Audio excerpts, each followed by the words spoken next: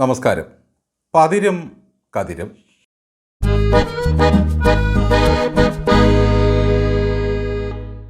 ഗഗനവാസം കഴിഞ്ഞ് നമ്മുടെ വീരപുത്രൻ ശുഭാംശു ശുക്ല ഉച്ചയ്ക്ക് ശേഷം ഭൂമിയിലെത്തും.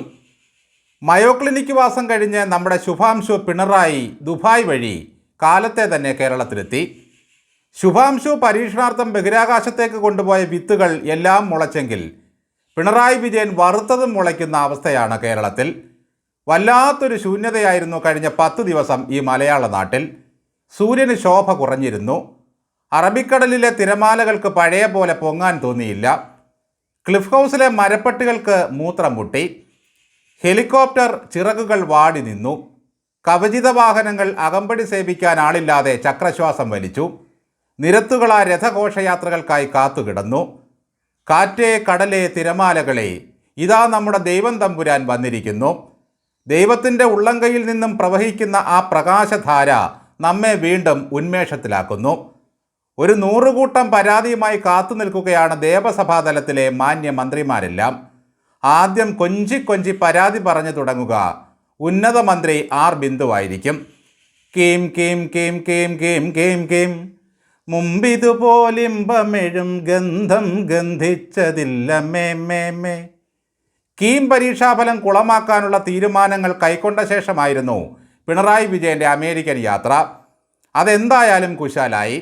സർക്കാരിൻ്റെ വീഴ്ചയെപ്പറ്റി ചോദിച്ച മാധ്യമങ്ങളെ ഞാൻ ആട്ടിവിട്ടു ഭഗവൻ എന്നായിരിക്കും ബിന്ദു പറയുക. സിസ്റ്റത്തിന് എറർ ഉണ്ടായതിൻ്റെ പേരിൽ ഞാൻ ഒരുപാട് പഴി കേട്ടു ക്യാപ്റ്റൻ എന്ന് പറഞ്ഞുകൊണ്ട് വീണ ജോർജ് കാര്യങ്ങൾ വിവരിക്കും. ക്യാപ്റ്റൻ നിർമ്മിച്ച റോഡിൽ നിന്നുകൊണ്ടാണ് ആ യൂത്തന്മാർ എന്നെ വഴി തടഞ്ഞതെന്നും പറയും. എന്തായാലും ആറന്മുള വള്ളസദ്യ കഴിച്ച് ക്ഷീണമെല്ലാം മാറ്റിയത് മാത്രമാണ് വീണയുടെ ഒരു നേട്ടം. വീണ പോകുന്ന വഴികളിൽ എവിടെയെങ്കിലും യൂത്ത് കോൺഗ്രസ്സുകാർ മുളച്ചിട്ടുണ്ടെങ്കിൽ അവരെ വാരിപ്പൊത്തി അകത്താക്കുകയാണ് പോലീസിൻ്റെ രീതി. ഭയപ്പെടുത്തലൊന്നും വേണ്ട, വീണയെ ഞങ്ങൾ സഖാക്കളിറങ്ങി സംരക്ഷിക്കുമെന്ന് പറഞ്ഞ പുള്ളികളെ ഒന്നും ഇപ്പോൾ കാണുന്നില്ല. നമ്മൾ പിള്ളേരെ ഇറക്കി നടത്തിയ ത്രിസിപ്പൻ സർവകലാശാലാ വിപ്ലവത്തിൻ്റെ കഥകൾ ഓരോന്നായി ശിവൻകുട്ടി വിവരിച്ച് കേൾപ്പിക്കും.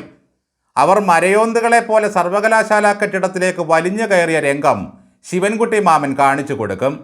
അത് കേട്ട് പിണറായി പറയും, നിന്നേക്കാട്ടിൽ വലിയവൻ പിന്നാലെ വരുന്നുണ്ടെന്ന്. ഇത്രയൊക്കെയായിട്ടും നമ്മുടെ ഗവർണർ കാവിക്കോടി ഏന്തിയ സ്ത്രീയെ കൈവിടുന്ന മട്ടല്ല എന്നും ശിവൻകുട്ടി പരാതി പറയും. ഞാൻ അമൃതയിൽ ചികിത്സയ്ക്ക് പോയതിൻ്റെ പേരിൽ ഒരുപാട് വേട്ടയാടപ്പെട്ടു രാജൻ എന്നായിരിക്കും സജി ചെറിയാൻ്റെ പരാതി. ഈ സജി ചെറിയാൻ കഴിഞ്ഞ ദിവസം ചെല്ലാനത്തുകാരോടും പോയി ഒരു ഫലിതം പറഞ്ഞിരുന്നു. തിരമാല അടിച്ചു കയറി വരുമ്പോൾ അളിയാ പതുക്കെ അടിച്ചാൽ മതിയെന്ന് പറയാൻ പറ്റുമോ? എന്തൊക്കെ പ്രശ്നങ്ങൾക്ക് നടുവിലേക്കാണ് ഞാൻ വന്നിറങ്ങിയിരിക്കുന്നത് എന്നോർക്കുമ്പോൾ പിണറായി വിജയൻ ഒന്ന് നീട്ടി നിശ്വസിക്കും.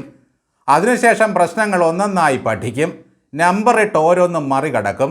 പക്ഷേ യാത്രാക്ഷീണം കാരണം ഒരാഴ്ച കൂടി റെസ്റ്റ് വേണ്ടി വരും.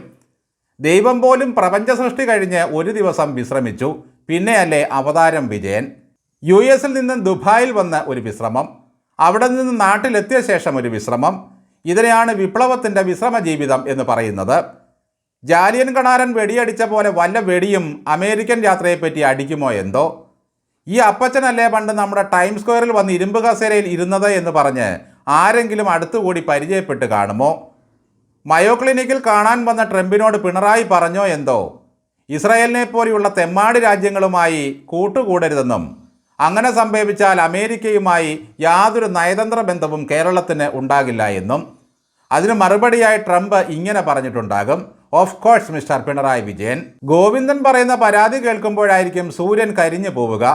നമ്മുടെ മണ്ണാർക്കാട്ടെ ശശി ഉണ്ടല്ലോ, നമ്മൾ തീവ്രത കുറച്ച് പൊന്നുപോലെ കൊണ്ടു നടന്ന PK ശശി, അയാൾ ആടി നിൽക്കുകയാണ്. കോൺഗ്രസിലേക്ക് പോകാൻ ഒരുങ്ങി നിൽക്കുകയാണ്.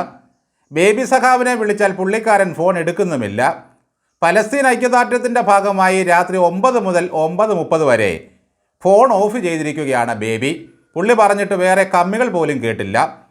മൈക്രോസോഫ്റ്റിനോട് പ്രതികാരം ചെയ്യാനാണ് ബേബിയുടെ ഈ നടപടി. ചുരുക്കി പറഞ്ഞാൽ പിണറായി ചെന്നിറങ്ങിയിടത്ത് മിന്നൽ പ്രളയമായിരുന്നെങ്കിൽ പിണറായി പോയ ഒഴിവിൽ ഇവിടെ മേഘവിസ്ഫോടനമായിരുന്നു. ഇനിയെങ്കിലും ഞങ്ങളെ ഇട്ടേച്ച് എങ്ങോട്ടും പോകരുതേ ഭഗവൻ.